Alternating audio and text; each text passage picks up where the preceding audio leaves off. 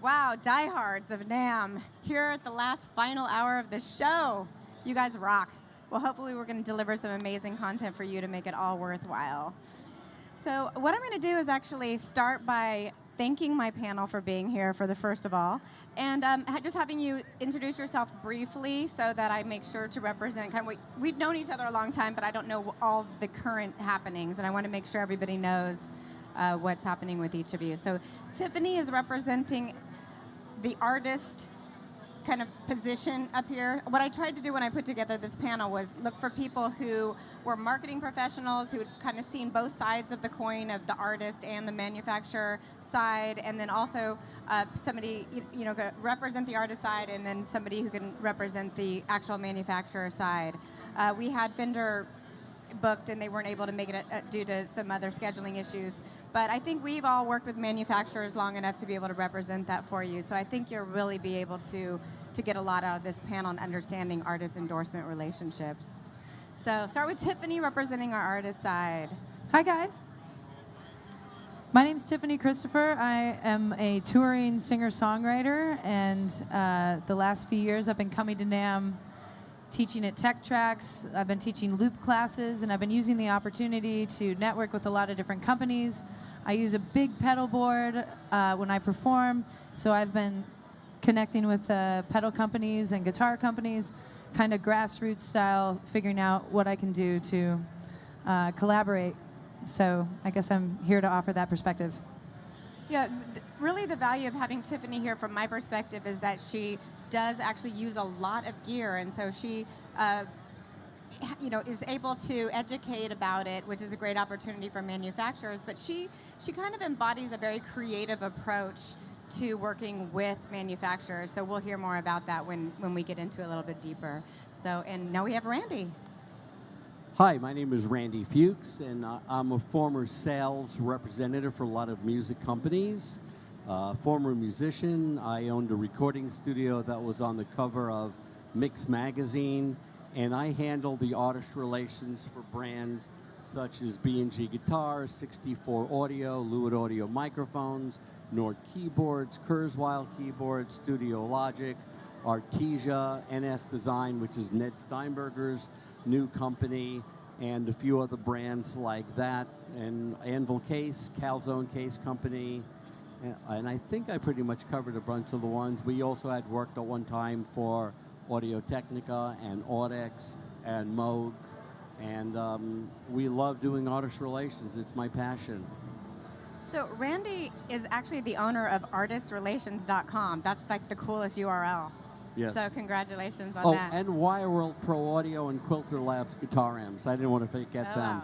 Two very important companies for us. It's an amazing roster, and having the perspective of what they are looking for in terms of artist relations, I think will benefit everybody. Super quick before we get to Thomas, how many of you are actually artists who are interested in endorsements, in getting them? Okay. So the majority of you. So we're going to keep that in mind in terms of our advice and perspective.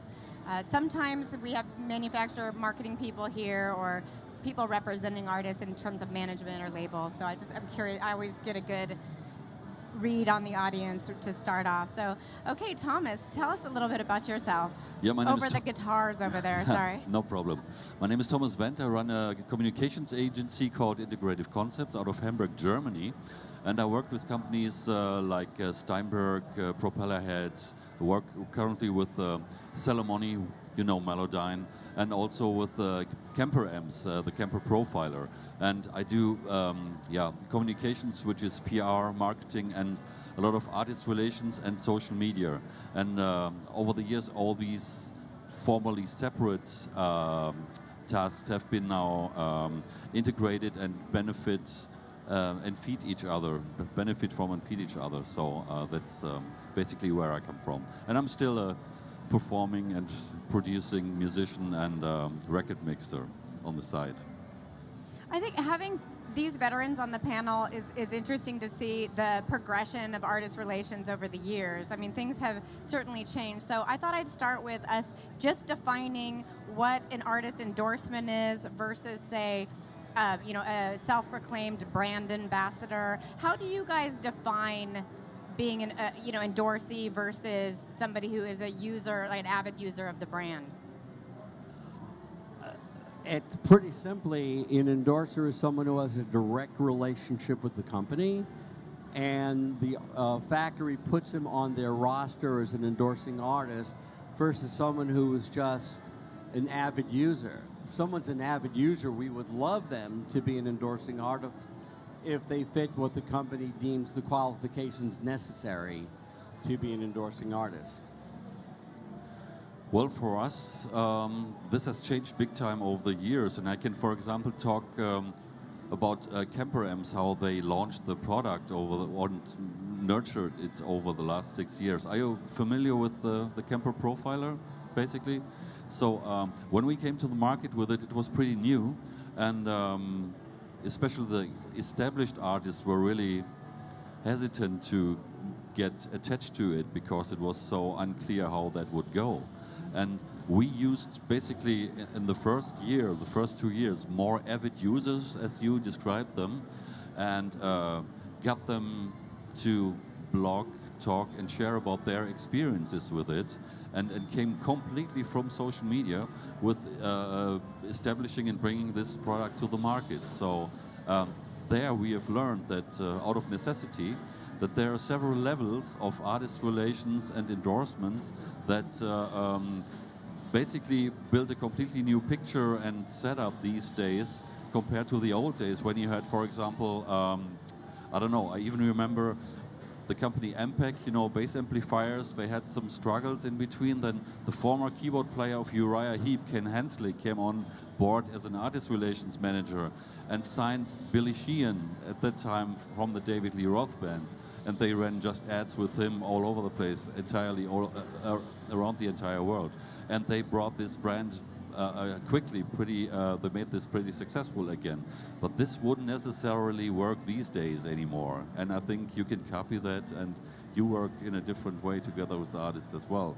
It's a much more broader spectrum of activities you would try to get going with artists on several levels as well. Well, it used to be that with artists, when we all started doing this, you would take an artist, the company would place him in an ad, and whether he was a sideman for someone famous or a top-tier artist himself, you'd have that positive association in an ad. But budget shrank, and so companies stopped placing those ads anymore. So the artist relations game had to change because of it. And as time has gone on, we've all had to take on a lot more responsibilities. It used to be that you would have to be signed if you were a signed artist and a touring musician. But social media has changed all of that, and budgets have changed all of that. What companies really are looking for are people who are going to be great brand ambassadors. If you're a great brand ambassador and love the product, none of the brands are looking for somebody, every once in a while, I'm sure you've gotten emails like this too. You get an email, hi, I would like to endorse your product. And they might mention another brand by mistake in that email because they send the same email out to about 20 companies.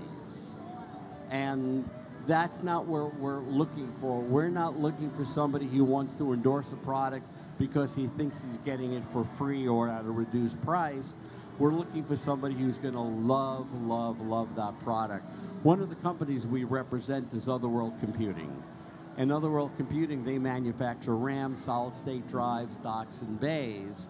And when we meet with an artist and they show us that they're actually using their solid-state drives or their RAM or their other products, that turns us on. Yes, that's very true. And also, I think you can say that these days we have a new currency. In the old days it was you get the product for free, we get your exposure for free. In return. These days it's reach.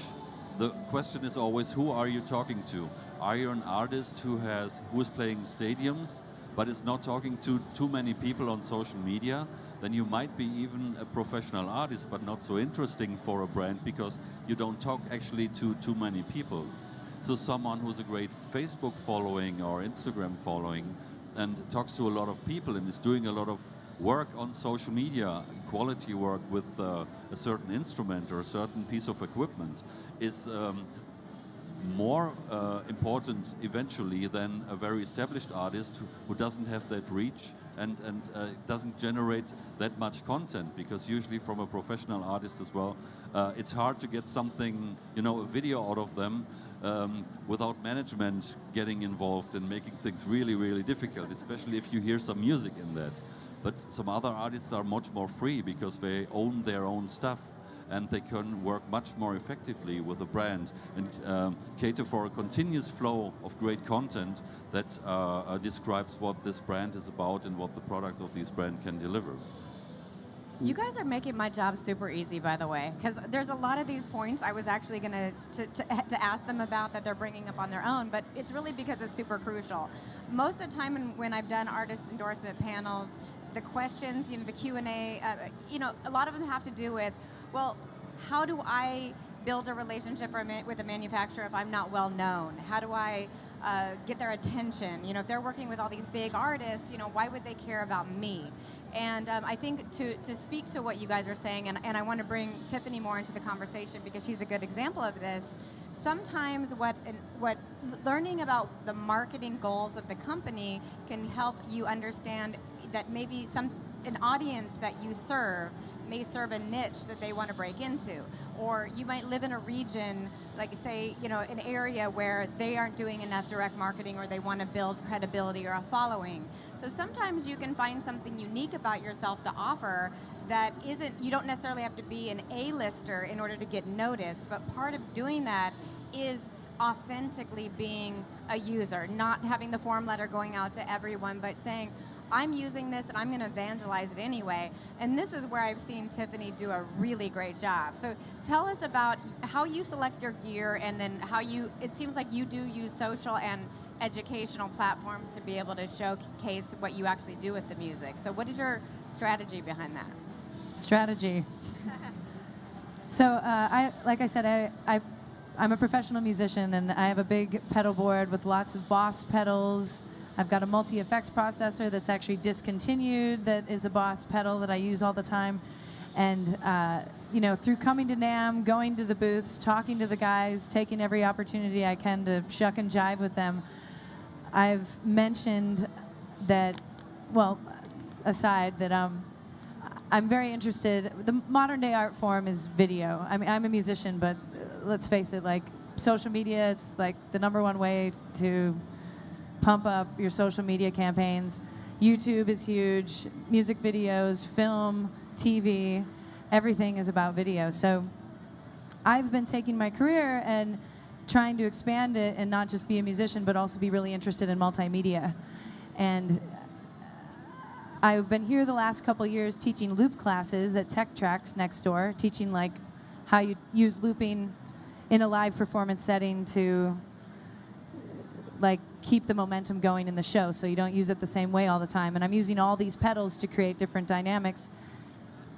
I got a lot of requests that I start breaking that class up into segments and putting it out on YouTube, which I've been working on building the right studio for it and getting all the audio set up and getting the right cameras and the lighting, and we're almost finished. So as I've been growing towards that direction, I've also been reaching out to companies, not just via email, but like going over there and talking to the guys. And even though I'm shy, I'm not necessarily shy, but we have shy moments, right? So going over there and just pushing myself into the situation and communicating with them and telling them about my ideas and what I want to do with educating people on looping. And I'll have the pedal board will be a huge part of these video series that'll come out on YouTube, and that I have these discontinued pedals. Would you guys consider putting me on the loaner program where I can get like an ME80 from you that you guys actually still sell? And that way people are watching these videos, they see a pedal that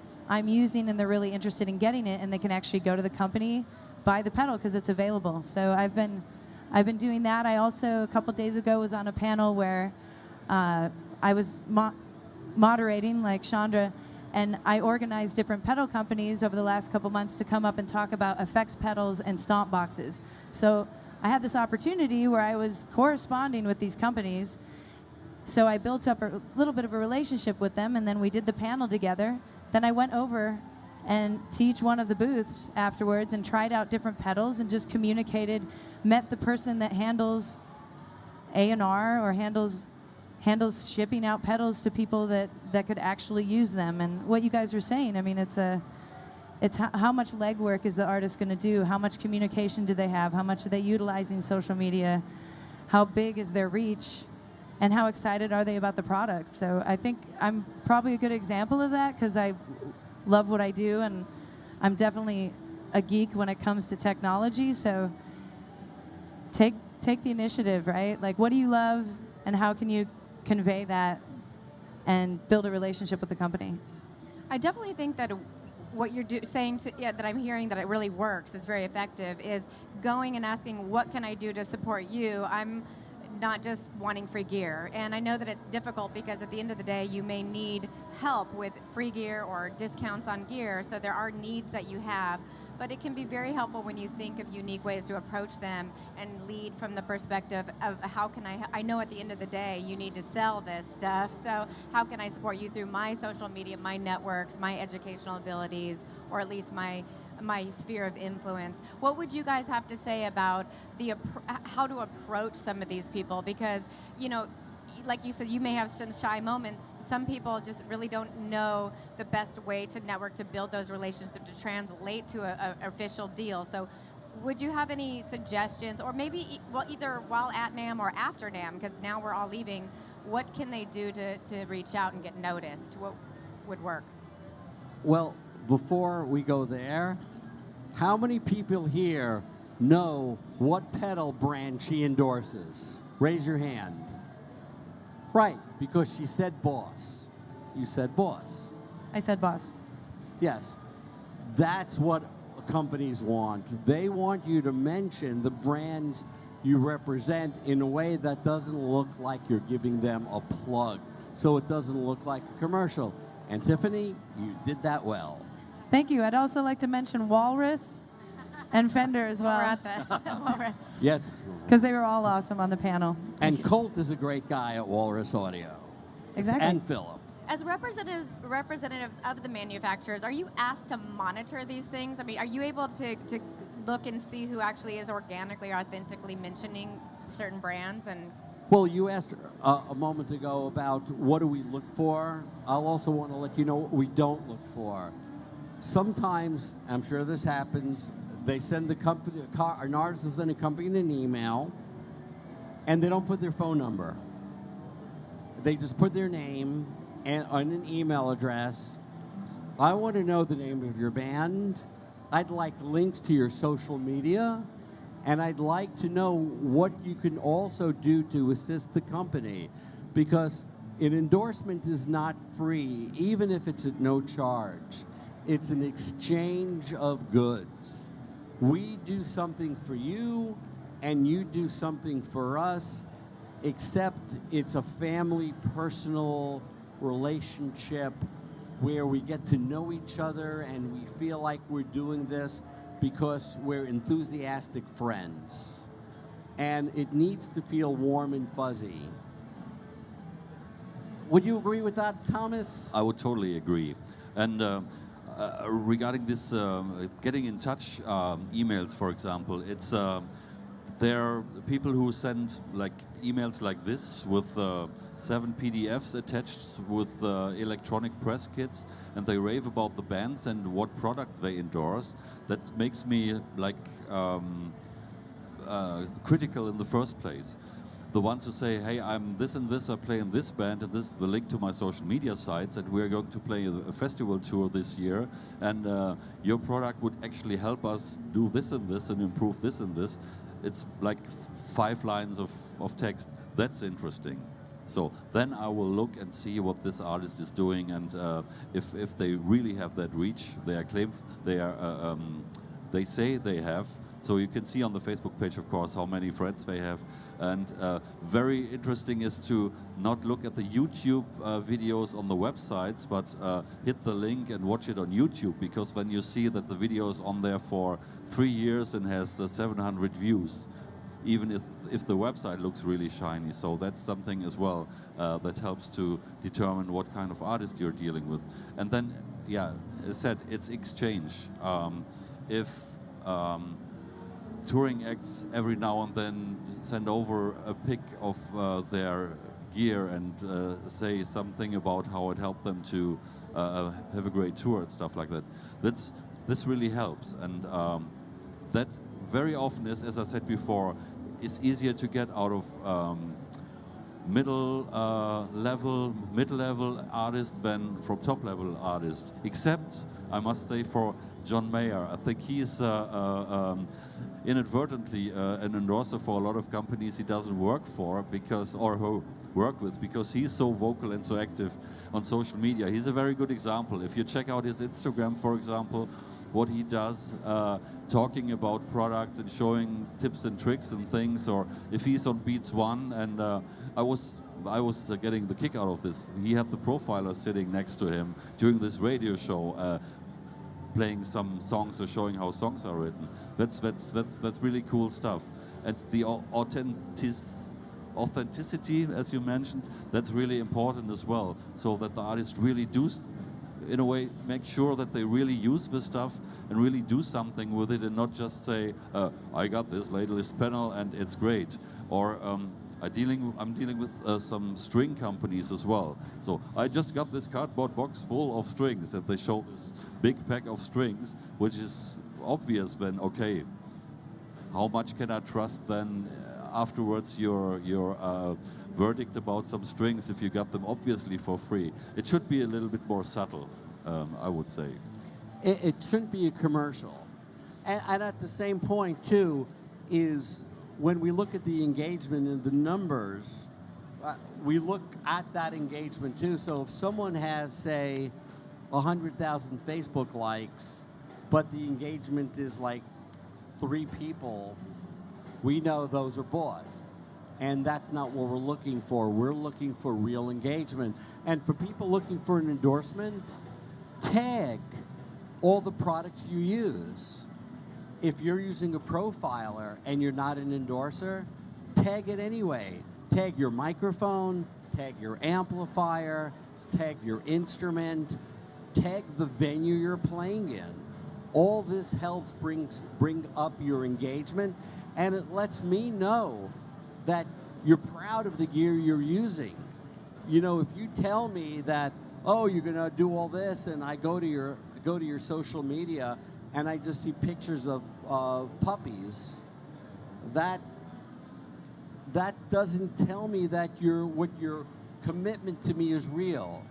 And that's what we're looking for. We're looking for that. There's one other thing I'd like to say about endorsements, too, if I can.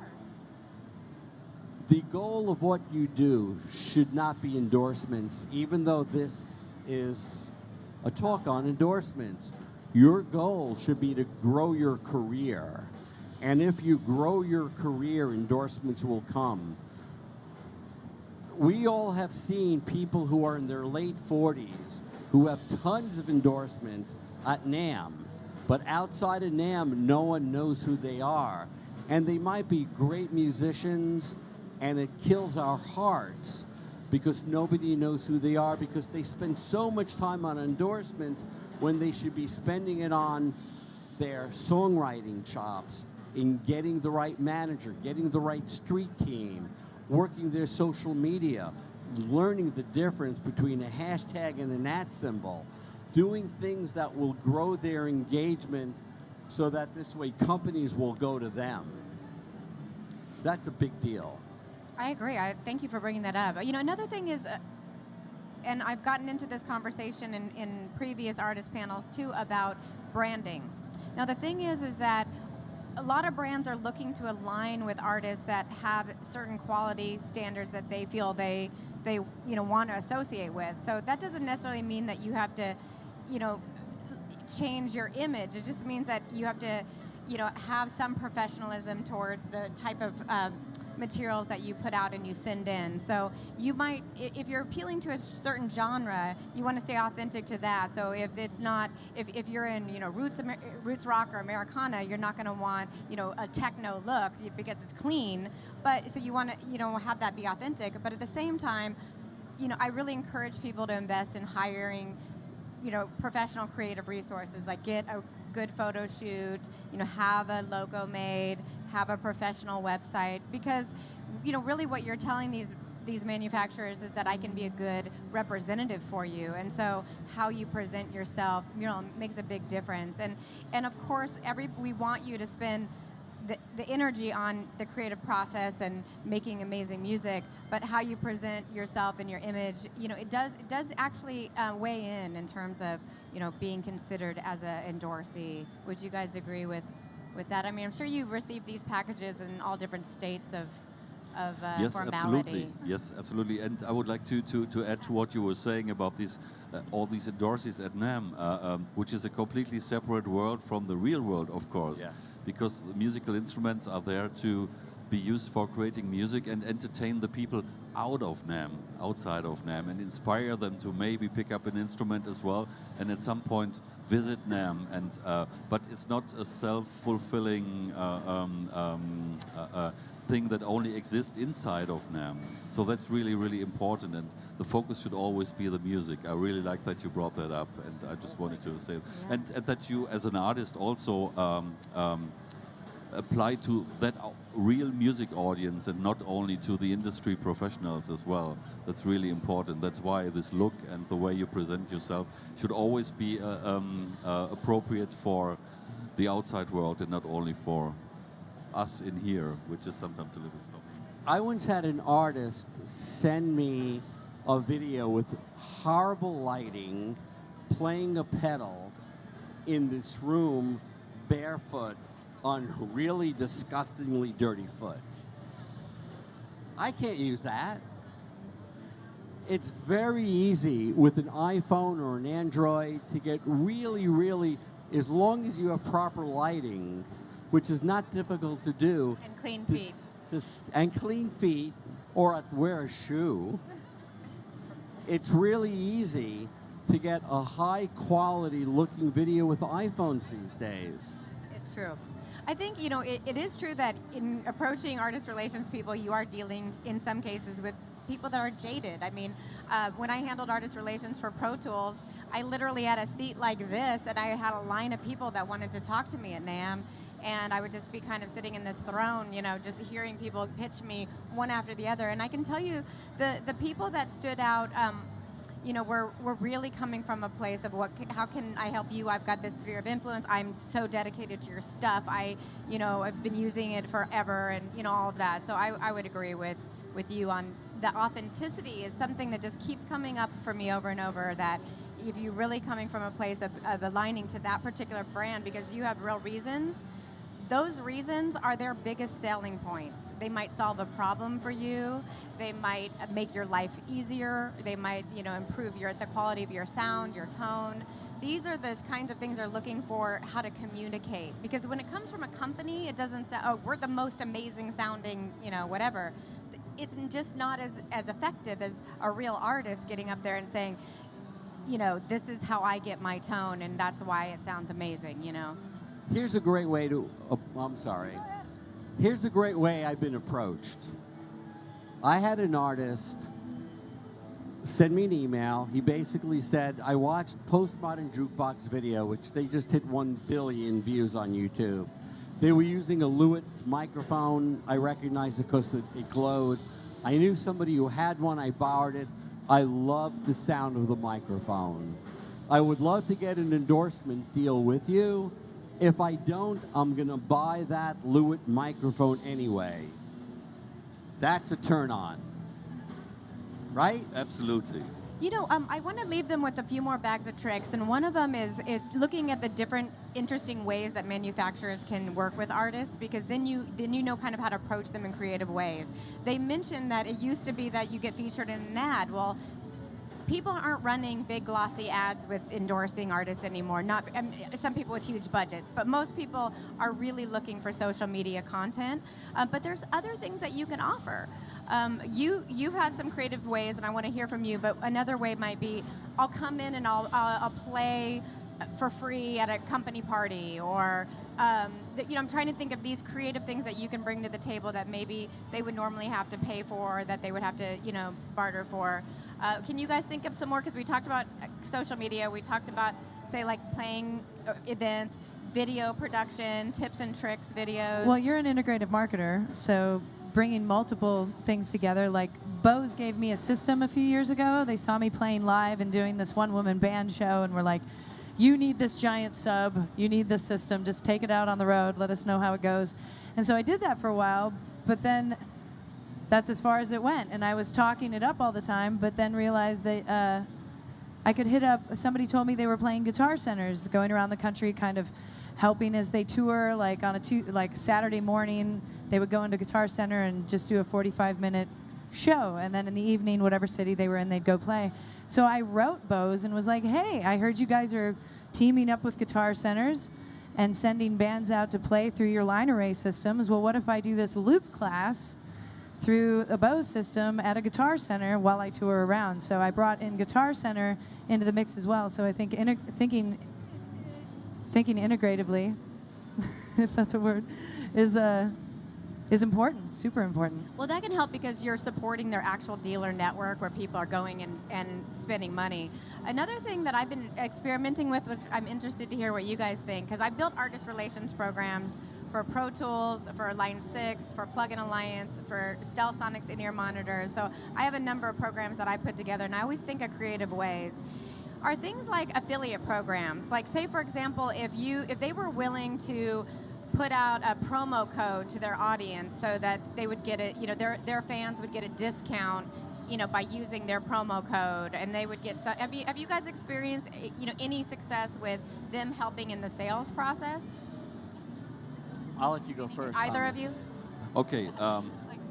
Actually, in my experience, this is a little bit of a minefield because in these days, is this promo code then going to the company's online store, or is it going to the local dealer, or is it going to the Sweetwaters or so? True, with direct sales, it's a lot easier. Yeah, so there's a lot of politics involved. So if a band from Fort Wayne is sending the audience to the company's website and not to Sweetwater, Sweetwater would not be too happy about this and stuff like this. So as I said, these days this could be a little bit of a minefield, but offering incentives is not a bad thing if you do it the right way. For example, if you do workshops, if some artists themselves offer workshops, for example, like looping or what kind of PA system is suitable for a solo performing artist, and you get some support from the companies that they first of all draw people towards your clinics, and then you give something back, and the company helps to give something back to the audience by some promo codes for stuff. That is definitely something that works pretty well if it's done correctly and political okay with all the various sales channels which are these days there.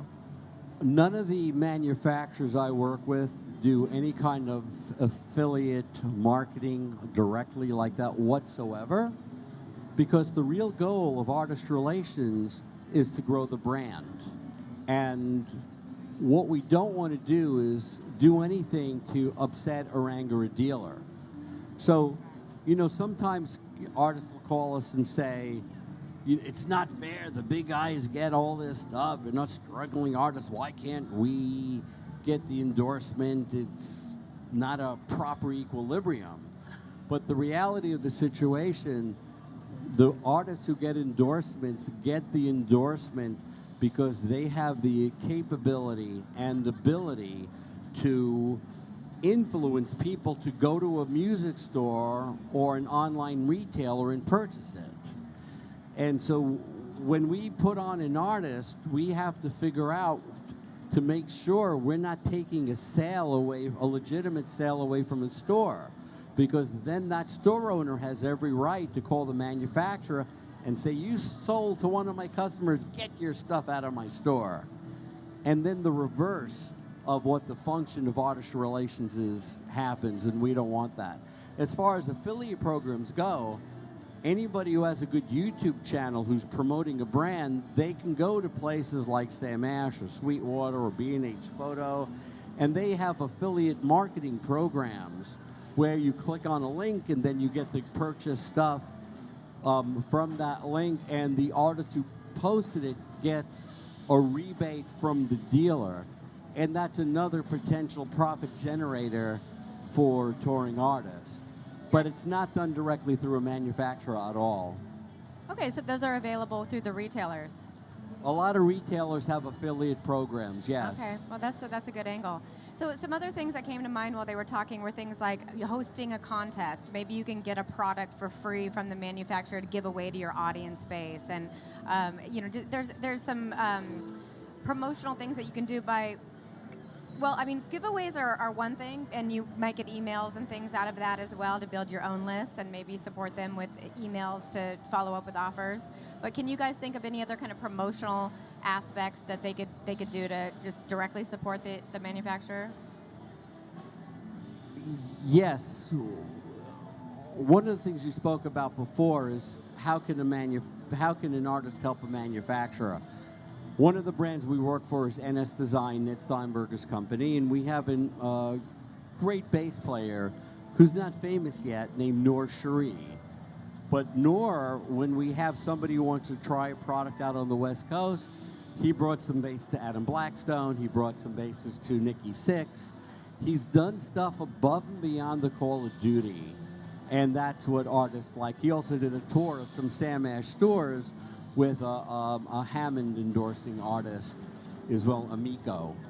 And so they've done, stuff like that. Companies like when you're willing to go above and beyond the call of duty too. We have a mid-level artist, not super famous, but he posts every single day. He tours a lot of the hard rocks. His name is Thomas Claxton.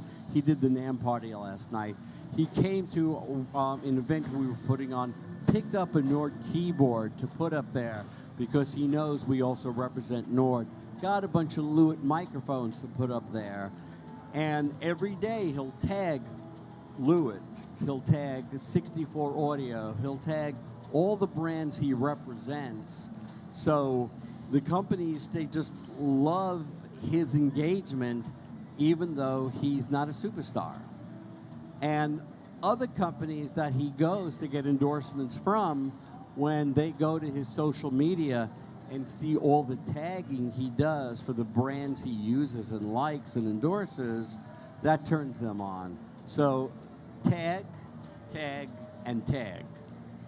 That's good to reinforce that. I mean, the reason I'm really focusing so much on this right here is because this is what's going to give you a proposal to make to the manufacturers to turn things around. I mean, I think it's very difficult sometimes to understand what the manufacturer needs when you're coming from what you need. And some of the things that can benefit you when you do have a relationship with a manufacturer outside of just the gear are things like, most manufacturers have their own marketing tools, spheres of influence where they can help propel your career. So sometimes you can actually ask for more than just gear or discounts on gear. So that might be something else that you can negotiate. So for example, you may say, look, I am looking for exposure for myself as well. So, instead of just giving me a lot of stuff, maybe it's, can you feature me on your website? Can we talk about I'm happy to do an interview for the press on the use of my gear if you need somebody to be featured. I'm just trying to think of things that they can benefit from that also help the manufacturer, because when you're putting together an outreach to a manufacturer and you have these kinds of things in mind, like what you can offer, but also knowing that you can ask for some other things beside just the free gear, that can make them see that you're really wanting that more integrated relationship.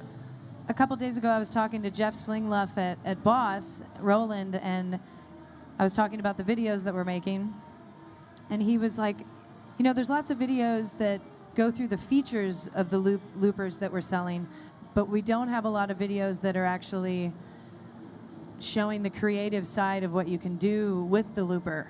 So he's like, on that spectrum, it's really low. So if you could get me those videos, then we would promote that through Boss. So it was a little bit of an eye-opener for me because I've been thinking, what I can do with these loop classes for building up my YouTube subscribers, etc. But to realize that, this is definitely a trade-off, It's a two-way street for sure. Yeah, once they share your video, then you'll get a lot more views and you can bring in a lot more people. Just exactly what you were just saying, for sure. Yeah, okay, great. I also just want to say one thing, and I've heard it a few times, and I've also thought about it a lot because I've been about ready to launch a Patreon campaign and bump up the social media marketing. And one thing that I always hear around here and everywhere is like, we need to think about what can I do to benefit you, whether you're the fan or you're the retailer or the manufacturer, or, I mean, there's so many. This career can get really about like what I'm trying to do for myself and build my own career, but what can I do to benefit you is such a good question. Even for like fans with social media, like daily, how you can make them be a part of what you're doing and also care about what they're doing. So how can I benefit you? And for those of you who are, more techie, one thing you could offer would be things related to product development. Sometimes if you can build a relationship where you may even have to sign an NDA, where you're not necessarily going to be able to tell everybody right away you worked on it, but you can give them real use feedback. And sometimes that's really helpful. You might be able to get on their beta development team, or you might just be sent the product in advance to get early adopter testimonials. There's some things from the product development and product marketing standpoint that can really help. I know for all the manufacturers that I've represented, they're often planning, what they're mostly focused on is planning a launch of a new product. So they're thinking in terms of the resources that they need to launch and roll that out. So they need testimonial quotes, videos, all these things kind of queued up so that when they launch it, it's all on the website, it's, everything's there. So if you and they're not just going to do that with anybody, they're going to need to do it with people they have a relationship with, because sometimes it's sensitive in terms of, not letting the cat out of the bag too soon about a product. So if you have that kind of relationship and you're techie, you could put the product through its paces, give them testimonials and video, whether it be written or video or whatever, to help them prepare for product launches. So you can always say, hey, if you have something coming out, I'd be happy to test it for you, give you feedback. Have you guys had good experiences with that? Yes, as I was mentioning with the Camper Profiler, when we started, we were, well, not unsure, but we were curious about where it would fit into a musician's life and creative processes and the production processes. So we started what we called a pioneer program.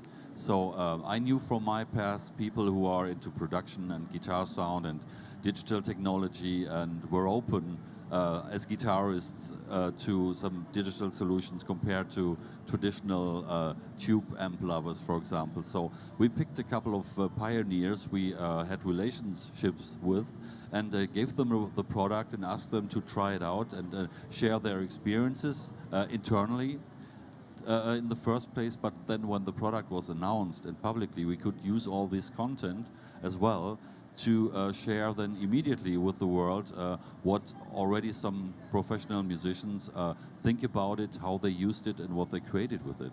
So that's very a very healthy exchange program, and of course, this requires relationships with the company. So if you can make yourself be seen as a professional and trusted partner in terms of the products and what you can do with it, that really can make for a very good relationship, long-term relationship with the company, which is beneficial for both sides as well. And manufacturers are happy to compensate for this, because it basically, you become sort of a consultant as well. These are timed projects, but over time, more of these projects will come then in the long run. And I think you can copy that. I can tell you that when I've had to go out and do video shoots and really pull together campaigns at the last minute, I have certain people that become my go-to people because I just know they deliver. They get the messaging. They're willing to take it on. They they may not actually be the bigger artist of my roster, but they're the dependable ones that know how to articulate benefits about the product and how they use it, integrate it quickly into their systems, and are just willing and available to me. So sometimes making sure that they know that you're, that committed to the product, that you're willing to really show up for that and help them in any way you can make a big difference. So I wanted to, my last question for the panel is really just going to be if there's any other resources or anything I didn't cover, and then I just want to open it up to a few questions. So if you do have questions, why don't you line up right here, and I'll give you my mic, and you guys can ask the panel, because we'll only have like 10 minutes or so to address questions after this. But quickly, how many of you have actually gotten something out of this panel that you think you'll be able to apply towards your approach with artist relations? Something different or new that you didn't think of? Awesome. Okay. Just want to make sure that I'm doing my job. So can you guys think of any other resources? I mean, we talked about I didn't even know that the retailers have affiliate links, so that was new for me. Is there any other resources that we can share, or should we open it up to questions? 15 minutes, guys.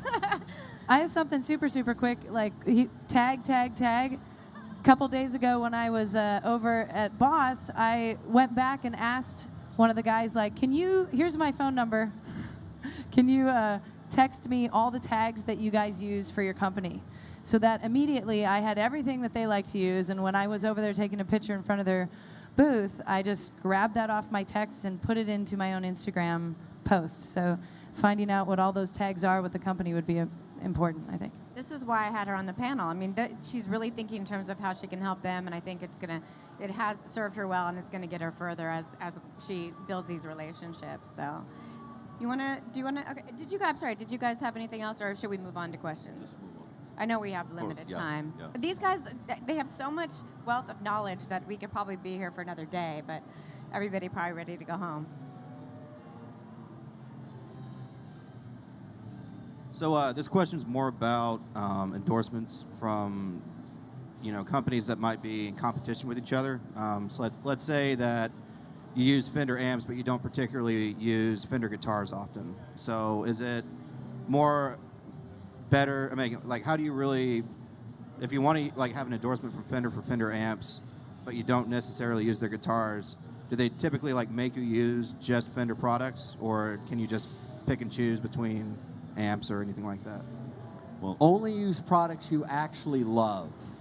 So if you use Fender amps and they're telling you have to use their guitar, but you're a PRS guy, or you love B&G guitars or Les Pauls, then you want to use what you love, because if you use something you don't love, it's going to hurt your career, because you won't be as authentic or as inspiring as through gear you love.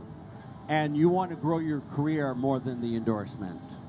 Actually, the topic of exclusivity is somewhat of a pitfall in artist relations. You have to be very careful if somebody's putting something in front of you for exclusivity. It's something to really think through. So, like he said, if you're super authentic about it and you can commit to it, exclusivity may not be a bad thing, but make sure you're getting something out of that relationship that extends beyond a one-time kind of benefit. But yeah, I would say just stay true to the brands that you truly love and use. Did you have something to add? Well, some companies still, I must say, operate with the old model, so they would ask for exclusivity, especially if you're on a certain level. But I think this doesn't work these days anymore, because you need, as an artist, to use what you're comfortable with. And if someone tries to forbid you to play a certain guitar, which you used on the last record, and you need to play on tour, but just because you have the endorsement, you're not allowed to do that. I mean, I heard about stuff like this just recently. This would either raise the price level, so the more exclusive, theoretically, it's hard to enforce, of course, the more expensive it should get, but the bottom line is, I think this is not really possible these days anymore. So you should make clear, well, transparency is the key, of course. And the workflow. If there's a reason for some other product to be in your workflow, the manufacturer of the amp will, for example, understand why you use the pedal from the other manufacturer, and shouldn't be a problem. Or buy the amp and endorse a different guitar.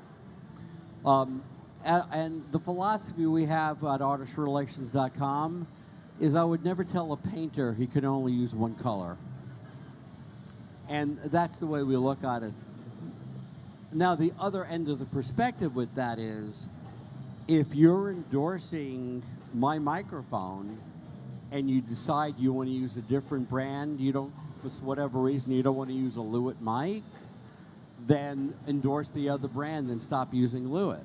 Because on microphones for singing live, you're not going to use 4 or 5 different brands. It's one brand. If you're using one of my other products, like an NS Design bass, there's going to be times you might want to use a Fender Precision. There might be times you want to use a Warwick because they're going to have a different feel and a different flavor. So there are certain times where multiple products are good and sometimes where it doesn't work. What companies aren't going to want is, if you're using 5 different guitars, brands, that's okay, but they're not going to want you to be on multiple ads for other brands. You're going to pick the brand you want to be an official endorser for, and the other ones you're going to be a user of. We don't care that you're going to use other instruments. We know that, but it gives the end user, musician, a mixed message if you're in a PRS ad and you're in a Fender ad. Would you agree, Uncle Thomas? Absolutely, and the point is transparency. For example, if there's another product you use and you could sense that's competing with the company you're dealing with, talk to them, let them know why. And let also your audience on social media know why, because then it's all hunky-dory. And people believe you and trust you if you're transparent and explain. So that's very, very important. Did you have something? Or? I just love that involving all this endorsements and marketing. The one thing that keeps coming back is authenticity, which we don't really associate with marketing ourselves sometimes, but authenticity. Yeah, actually, thank you for that question. And it brought up something as I was hearing you guys that I forgot to mention earlier, which is about artist relations is definitely an area of the business where a lot of stuff is happening with a handshake and on cocktail napkins. And I really invite you to assert yourself to ask for, even if it's just an email, but a little bit more formal understanding. Try to create some tangibility around the type of relationship that you have and what their expectations of you are, and make sure that you're willing to agree to those and let them know what you're willing to agree to. And maybe have, if they don't ask you for a formal artist relations document, which when you become a formal endorsee, they probably will. But in the interim, as you're building that relationship, just keep really good communications about expectations, and because you want to preserve the relationship over the long term. So part of it is pinning things down, saying, I will provide a photo of myself on stage with your product. I will mention, tag you in social. Here's what the things I will do. And my understanding is that I'm going to get XYZ for free, or I'm eligible for a 40% discount, or make sure you're very clear what it is that both sides are doing, even if it's not a formal agreement. That'll preserve a lot of confusion and long-term challenges to the relationship. Would you guys agree with that? Yeah. Okay. I think we have time for maybe 1 or 2 more, and then I guess we have 2 more here. Hi, guys. My question is about the perspective of a new artist and how they craft their EPK. I know that reach is very important, but for a new artist, what are you guys looking for to help spark that business relationship with them? I'm looking and talking to several companies here to try to strike that relationship. And they're talking about, okay, give us your social media links, contact information, images of you using our products and all this stuff. But with our current band, we are still working day jobs, and they're asking for other details like tour dates. So what aspects of an EPK do you feel are absolute necessities, and which aspects do you feel can be, negotiable? Who wants to take that? I mean, Thomas has something to say. Well, as I mentioned before, when I get an EPK, I get a lot of record company like artist promise information, which is not really relevant. And usually, if even a starting artist, a new band or so, has a legacy or at least some activity that can be shown and pointed to get an idea if this whole thing holds any water. Because if there's someone in the bedroom with one picture himself with an acoustic guitar and saying, I'm going to do this and this and this and this and this, but there's nothing that leads to the assumption that there will actually happen something, that's difficult for us to decide and difficult to put any dime into this.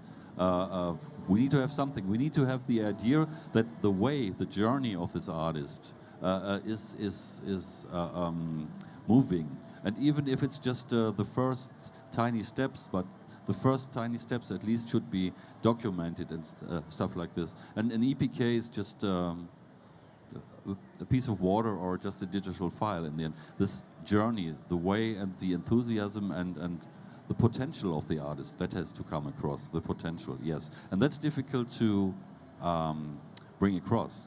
But that's the challenge for you guys, I guess.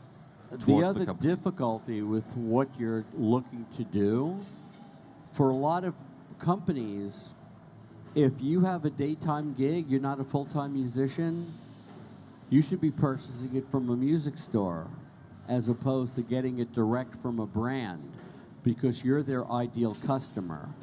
Unless you have something unique of value that can be seen, so that this way you help influence sales. The other thing at NAMM is designed as a trade show for manufacturers to sell gear wholesale to stores, and artists come. But this is not the ideal place to develop a long-term relationship with a brand.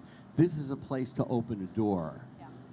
That's hard to hear. I know that's hard to hear, but that's part of the reason why I spent so much time talking about the unique things that you can bring to the table, even if you don't have a huge following. Because you may say, look, we can't offer you a huge audience right now, but the people that we do have are super passionate, or they're super tech focused, or they're also musicians, or I'm personally really techie, and so I'd like to help you with product development, or I can lend, I test products for you, in the interim while we're building our audience.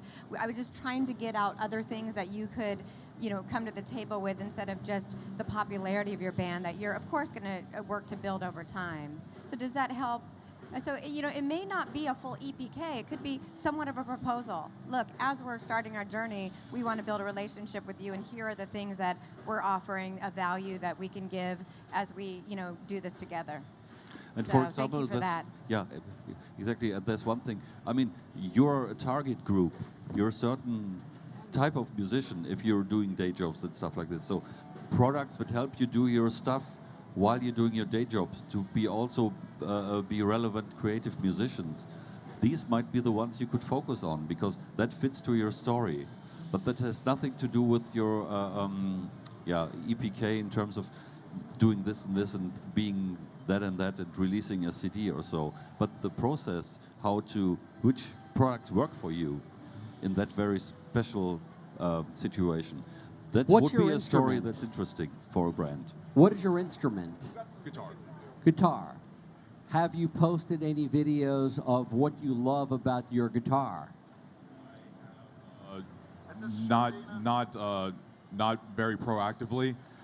We have just released our album just yesterday, and we just formed just a year ago. But we're trying to approach this as a business sort of model. But these are things that we're proactively trying to learn along the way. So the whole social media aspect has been very eye-opening. The whole hashtag and all these other aspects to social media has been wonderful to learn today. So it's, this is an ongoing Steve, learning there's process. two aspects to it. One is your music, which hits a consumer audience, and the other is you're looking about endorsements, which hits a hobbyist audience, which are people who are guitar players as opposed to just music listeners of a particular style of music. Do a video about what you love about your guitar. Maybe how great your pickups are. What's great about your pickups, your strings. Are you using a 10 gauge, 12 gauge? Is it a DR strings? Or are you using D'Addario or Ernie Ball? What do you love about them? Those are the kind of things that are going to attract a manufacturer a lot more than a brand new band. And here's a story. It reminds me of one thing. It's like 2 years ago in summer, someone sent me a picture of 4 dads on a stage in the garden, private garden, all of them playing through Kemper Profilers, which were on this little stage, and 7 kids in front of them, sitting in front of them. This was such a cute picture, high-end technology used for a private concert for the kids, like enthusiastic dads as guitar players in the band. This picture, I posted that on the company page, and this went viral in the Kemper world, like hundreds of likes and loads of shares and stuff like this. So that's something, for example, that is not pro and not career oriented, but real and authentic, and it's a target group. These people purchase products, and they have a story, and they find something of themselves in this picture, because I could be that as well. So wow, cool product. Or do a unique video of something you love. There's a band called Walk Off the Earth. They did Gautier's version, someone I used to know, on a big guitar, half a dozen people playing. And it went viral. And we started working with that band before they became big, because that video really turned us on. Ladies and gentlemen, please give it up for Chandra, Lynn,